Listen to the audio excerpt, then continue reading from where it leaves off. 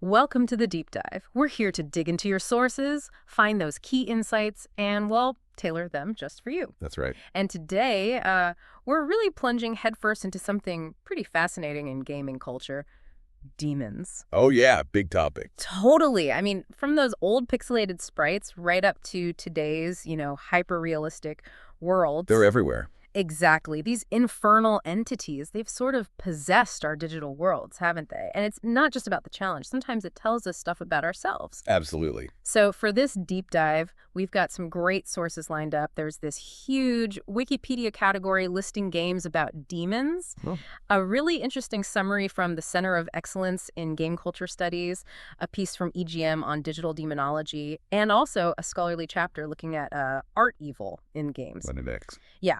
And our mission really is to unpack how all this ancient demon lore, this complex idea of evil. It hasn't just popped up in games. No, it's actually shaped them, right? The Yeah. design, how we play them. And even pushed the boundaries of what we think play actually is. Exactly. And, as we go through this, we'll be looking for that mix, that blend of scholarly insight, but also those surprising facts. Yeah. We'll journey from historical demonology all the way to the psychology of playing these characters, these monstrous figures. It's quite a ride. So let's start with just how common these guys are. I mean, how prevalent are demons, really? Well, If you've played fantasy games, horror games, you've probably run into a demon, right? constantly. The sheer number is kind of wild. Just looking at that Wikipedia category, video games about demons, there are over 300 entries. Wow. And that includes subcategories like spirit possession, even specific demon characters getting their own category. It's huge. We're talking about massive games here: Diablo, Doom, Devil May Cry, Castlevania, the whole Shin Megami Tensei series. Landmark titles, really. Yeah, dark fantasy, horror. Hmm. These games are often built around fighting monsters, and demons are front and center. And it's interesting how deep this connection goes between games and the demonic. If you think back to the 80s, video games often got unfairly linked to religious threats, moral panics. Well, I remember that, the satanic panic stuff. Exactly. But even setting that aside, demonic imagery, it's just stuck around. It's become this persistent, deeply embedded part of game culture. It wasn't just a fad. Right. And it's important to make a distinction. Often when we say demonic, we think of that, one-dimensionally evil thing from Christian dualism, good versus evil. Yeah, the classic pitchfork and horns type. Kind of. But the ancient Greek idea, the daemon, was actually way more ambivalent. A daemon? How so? Well, it was more like a supernatural presence or entity somewhere between a god and a hero, not necessarily evil. Oh. And lots of folk traditions actually saw these beings as complex characters. You might consult them, trade with them, not just pure evil you had to destroy. That's fascinating. So given that difference, why do you think so many games still kind of default to the purely evil demon? Are developers missing out, maybe? That's a really good question. I think sometimes the pure evil demon just makes for a simpler bad guy, easier conflicts. Sure, straightforward motivation. Right. But you're absolutely right. There's so much more potential there, tapping into that ambiguity. We do see glimpses, though. Like where? Well, think about Doom back in '93. That was all about visceral, visual horror. Grotesque, violent monsters, really primal stuff. Yeah, definitely. Then you have the Diablo series starting around '97. That draws from all sorts of demonological traditions, much more nuanced. It builds this really rich world, this cosmology. Okay. And more recently, something like Hellblade, Senua's Sacrifice from 2017, that really dives into the psychological side, blurring lines between what's real, what's internal. Right, dealing with her inner demons, quite literally. Exactly. So whether it's this terrifying beast or something more subtle, that Judeo-Christian lore especially is just so deep in pop culture. Mm-hmm. It gives games this weight, this sense of authenticity, an ancient past, makes the fantasy feel grounded somehow. Yeah, it provides a kind of shorthand for ancient evil. Precisely. And Yeah. stepping back, looking at demon lore itself, this whole discipline of demonology, it really rammed up in the late Middle Ages, early modern period. Leading up to the witch hunts. Yeah, exactly. That 16th, 17th century period. You had texts like the Malleus Maleficarum, that's 1487, Yeah. or King James I Demonology in 1597. Infamous texts. Totally. And they were serious attempts, to classify demons, categorize them, make sense of all this folklore, and well, fear. Trying to impose order on chaos. Kind of. And then you have the grimoires. These are the surviving occult texts that get really practical. Practical how? Like they list out hell's hierarchies, demon names, their specific symbols or sigils, their powers. Wow. And even instructions, how to summon them, how to command them, for stuff like finding treasure or predicting the future. Well, it wasn't about worshiping them. Not usually, no. It was about subjection, control, making them do your bidding. Okay, so how does that super specific old lore actually show up in modern games? Oh, it's surprisingly direct sometimes. Yeah. Take Doom, again, the 2016 one. Yeah. All those demonic symbols, the sigils you see everywhere. Many are inspired directly by 17th century grimoires. Specifically, the Lesser Key of Solomon, the part called Ars Goetia. No way. The actual symbols? Yeah, adapted, of course, but the inspiration is clear. These were the symbols supposedly used to summon those specific demons. That's wild. And think about the enemy types in Doom. You've got the Hell Knight, the Baron of Hell. Right, feels very hierarchical. Exactly. It echoes those old ideas about hell having this, like, feudal social structure. Dukes, kings, governing lesser demons. Huh. And Diablo, you mentioned that series. Yeah, Diablo 2 is a great example. The Soul Stones, the things used to trap the big bad demons. For binding them. That connects directly to legends about King Solomon's seal ring. The story goes he used it to control demons, force them to build his temple. Okay, I've heard of Solomon's ring. And there was even this accusation back in the 14th century against Pope Boniface VIII. People claimed he had a ring with a demon advisor trapped inside. Get out! A demon advisor for the Pope. According to his enemies, anyway. Yeah. But it shows how these ideas were circulating. It's all there in the historical playbook, like you said. So let's talk specific demons. Are there, like, celebrity demons that keep popping up? Oh, absolutely. Asmodeus is a big one, also spelled Asmodee. Ashmedai. Okay. His name probably comes from an ancient Iranian wrath demon. Texts like the Pseudomonarchia Demonum call him a great king of hell, commanding 72 legions. 72 legions. Yeah. And the descriptions are pretty vivid. 3 heads, a bull, a man, a ram, serpent's tail, goose feet, riding an infernal dragon. Quite the image. Historically, he was linked strongly with lust, lechery, messing with newlyweds, causing madness. Shows up in the Testament of Solomon, Malleus Maleficarum. Right. And how does he show up in games? Still associated with lust. Often, yeah. In Persona 5, he's the shadow form of this abusive coach, Kamoshida. Oh, right. And his visual design is memorable. Giant, naked, pink guy, ram horns, crown, holding gold utensils, wine glass. It's all about unchecked lust, ambition, greed. A direct nod to the old descriptions. Very unsubtle. Very. Then in Diablo 3, he's Asmodan, the Lord of Sin. Asmodan. Yeah. He's depicted as massively obese, covered in gold jewelry. So gluttony, greed, arrogance. Again, tying back to those historical vices, but with a modern, unsettling visual. Okay. Any other takes? Well, After Party has him as this, like, monarch of hell. We're focused on excessive partying, kind of an ironic twist on the whole breaking up marriages thing. Ah, a party demon. And then there's Daniel Mullins' Pony Island. Asmodeus is a malevolent computer program, Asmodeus.exe. That game is something else. It is. And this demon plays mind games. It forces you, the player, to type its name. This neat reversal of the usual exorcist demon power dynamic dominance through trickery, not just force. Clever. Who's another big name? Baal is another major player. Or Bel. Baal. Originally, Baal just meant Lord in ancient Middle Eastern languages. It was a title for different gods. Later, it got reinterpreted as a specific demon. How is he described? As a shapeshifter. Very cunning. The first principal spirit in some lists. Supposedly appears as a cat, a toad, or a man. Grants wisdom and invisibility. Rules 66 legions. Shapeshifter. That sounds useful for a villain. Definitely. And you see that in games. The Baldur's Gate series. Baal is central there. He's the god of murder. Pure deviousness, pure evil. Right, the Baalspawn saga. Exactly. And in Diablo 2, Baal is a key antagonist. He's a deceiver, a shapeshifter. He tricks the character Marius by posing as the angel Tyrael. Ah, yeah, the manipulation plotline. And his true form in Diablo 2 is really striking. It has these spider-like legs. Spider legs, where does that come from? That comes directly from 19th century illustrations, like in the Dictionary Infernal. It famously depicted Baal with 3 heads, man, cat, toad on a spider's body. Wow, that specific image carried through. Hugely influential, especially in Japanese games. The first, Shin Megami Tensei. Baal appears exactly like that. 3 heads, spider body, Okay. bloodstained. Ritual of the Night. Baal's the final boss. Attacks his 3 giant heads. cat, toad, demonic man. So that imagery really stuck. Definitely. And you even see him as a giant toad in games like Bayonetta 2 and Devil May Cry 4. That toad aspect persists. It's amazing how these specific details travel across centuries and mediums. It really is.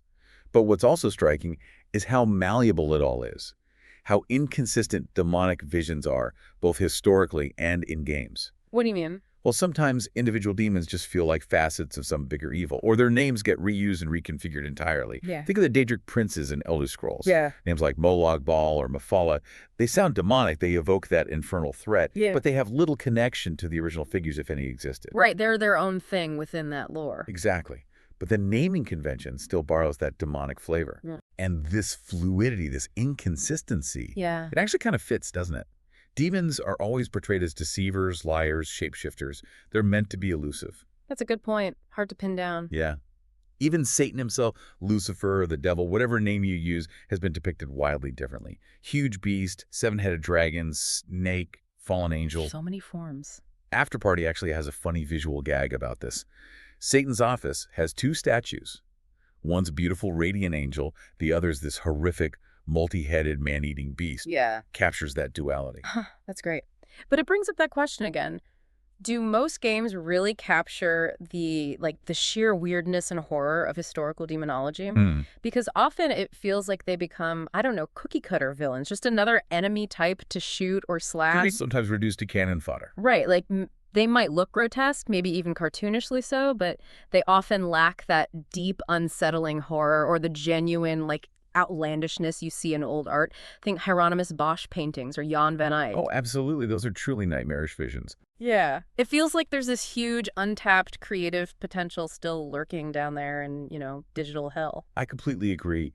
Imagine games leaning into the bizarreness of the grimoire lore for demon motivations, not just looks. What do you mean? Like, what if a demon's goal wasn't just world destruction, but something utterly strange, like collecting rare stamps from across dimensions, forcing you to interact with them on this completely weird, non-evil level? Huh. That would be different. Dealing with a demonic stamp collector. It pushes beyond the simple good versus evil thing, right? Into something truly alien. Okay, so we've talked about demons in games, as enemies, as lore. But what about when the roles flip?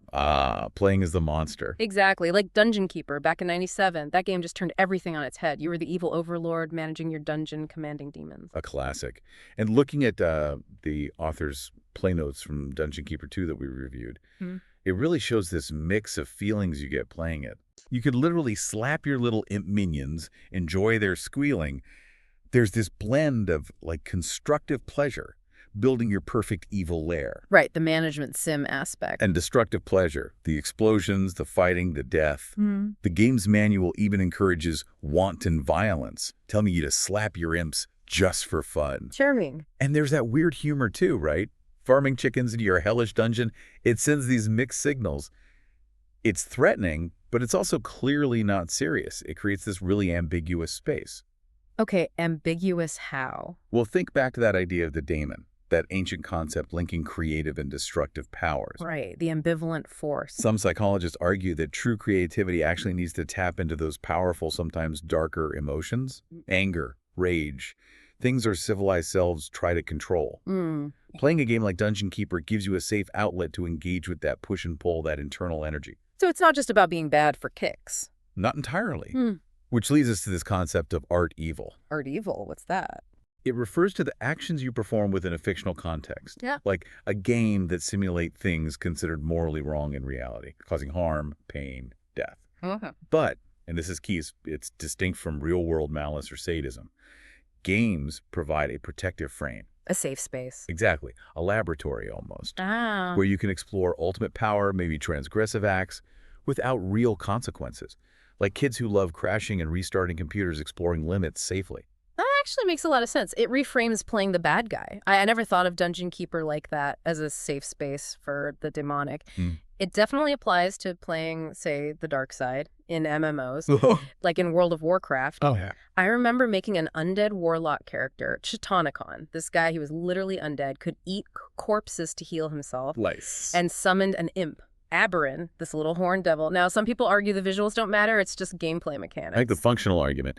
But choosing that character, green rotten flesh, corpse-eating, demonic spells, Hmm. it absolutely gave the game a different feel, a different, meaningful perspective compared to playing a noble paladin. That's a crucial point. It highlights the difference between a character's appearance or theme and their functional capacity in the game. How so? Mechanically, your imp pet might function just like someone else's, I don't know, poodle pet. Same commands, same damage output maybe. Okay. But the overall experience is totally different because of all those cultural references, the demonic imagery, the game's whole The cosmology. vibe is different. Completely, it creates what some call a liminoid space. Liminoid. Yeah, like a threshold space. Safe, imaginative, Yeah. where you can play with simulated moral ambiguity without real-world stakes. Okay, a threshold space. Speaking of which, Lord of the Rings Online Lotero has that monster play mode, right? Yeah. That seems like a prime example. Oh, absolutely. Tell us about that. Well, once you hit level 10 with your regular character, your hero fighting for the free peoples. Your elf or dwarf or whatever. Right, you can actually choose to temporarily become a high-level monster, a servant of Sauron. So you switch sides completely. Yeah, you can be a giant spider, an orc reaver, an Uruk war leader, fighting against the good guys in a specific zone. Wow. And Lotaro's setting, unlike maybe WATW's sometimes gray factions, is Yeah. very black and white, right? Good versus evil, straight from Tolkien. Totally explicit, good versus evil. And the game actually kind of primes you emotionally before you jump into monster play. Primes you out. Like, you might quest in a village, get to know the NPCs, then witness a brutal attack by Sauron's forces where those villagers die. Oof. Yeah. So the game makes the stakes clear, points out the questionable moral implications, as one source put it, right before offering you the chance to join the monsters. That's fascinating. It really foregrounds the choice. Which leads to the big debate. Is playing evil characters actually morally wrong? Or is it totally separate? Yeah, where do people land on that? It's contentious. Yeah. You have incidents like Julian Dibble's famous article, A Rape in Cyberspace from the 90s. Right, about virtual assault in a text-based world. Exactly. It showed how in-game actions, even simulated ones, could cause real trauma and debate because interpretations differed so wildly. Is it just code? Or is it a real violation? A tough question. Very. But many ethicists, like Colin McGinn or Miguel Sicard, argue that engaging with this art evil in fiction, in games, can actually sharpen our moral thinking. How so? It encourages this kind of internal dialogue, this dialectic between your own feelings and what the character is doing. It makes you think about morality. So it's not necessarily corrupting, it could be clarifying. Potentially, yes. Yes. And interestingly, when you look at what actual Alotro players said about Monster Play, What did they say? many just found it fun. They liked the variety. One player said, sometimes it's just fun to be on the dark side for a while. Playing as an orc, warg, spider is fun. So for them, it was more about gameplay options. Seems like it. Exploring different classes, seeing the game from another angle, rather than some deep-seated desire to be evil or reflecting personality issues. Okay, that makes sense too. So, boiling it down, you basically have three ways people talk about demonic stuff in games. Three main views. Yeah. Mm. First, the moralistic one. Playing these games, engaging with this stuff, is harmful. It corrupts you, Okay, the classic panic view. pretty much. Mm. Second, the liminoid or stimulating view. These demonic elements create that safe, imaginative space we talked about for exploring boundaries, pushing buttons, stimulating thought. Right, the art evil as exploration idea. And third, the superficial view. Yeah. It's all just decoration. Demons are cool-looking enemies, but it doesn't mean anything significant. It's just pixels. Window dressing. Exactly. And where does our deep dive land us? Which view seems most compelling based on the sources? Well, the sources, and I think our discussion, lean most strongly towards that second view, the liminoid, stimulating one. Okay, why? Because games aren't just one thing, they're ludic performances. We make meaning through doing things in the game. Right, through our actions. And they're also digital interactive media. We make meaning through the symbols, the images, the stories, Okay, action and symbolism. and that ambiguity. Hmm. Is this my action, or is it just my character's action? That creates what one scholar called a laboratory in which we toy with subjectivity, play with being. A laboratory for playing with being. I like that. It's like a toy world version of Bakhtinian carnival. Carnival, like Mardi Gras? Sort of. Bakhtin's idea of carnival was a time when normal rules, social hierarchies, get flipped upside down, suspended. It's playful, sometimes subversive, lets you explore taboos safely. Games can be a bit like that digital carnival. A space to explore the edges of our civilized selves. Precisely. So, wow, we've gone from ancient demon classifications and grimoires. All the way to the psychology of slapping imps and playing spider monsters online. Yeah. Seeing how games use this deep cultural history of the demonic to explore good, evil, and just, the complexities of being human, or non-human. Right. And how simple choices in the game can tap into centuries of meaning. It really shows that engaging with these digital demons, whether you're controlling them or fighting them, it can be meaningful play. Mm-hmm. An activity that can pull us towards maybe liberating explorations of who we are culturally and our own complex inner worlds. So thinking ahead then, given this incredibly rich, sometimes contradictory history and how demons keep evolving in games, what's next? That's the big question, isn't it? What new forms could these digital demons take? And what new boundaries, what new borderlines about ourselves might they push us to explore next? What really stands out to you, listening now, about how games have breathed new life into these ancient, powerful figures?